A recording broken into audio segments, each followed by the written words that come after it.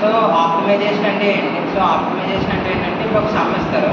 So ఆ సమ్ని solve చేయడానికి ఒక బెస్ట్ రిజల్ట్ని చెప్పేదాన్ని ఆప్టిమైజేషన్ అంటారు. సో దీంట్లో వచ్చేసరికి ఈరోజు సింగిల్ వేరియబుల్ ఆప్టిమైజేషన్ గురించి చూద్దాం.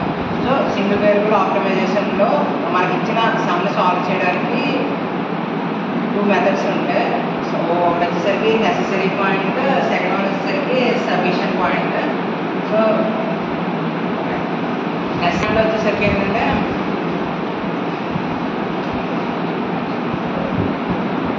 ఈక్వల్ టు 0 చేసి చూస్తాము.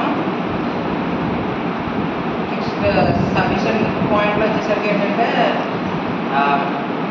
3 ఉంటే దాంట్లో మ్యాక్సిమం పాయింట్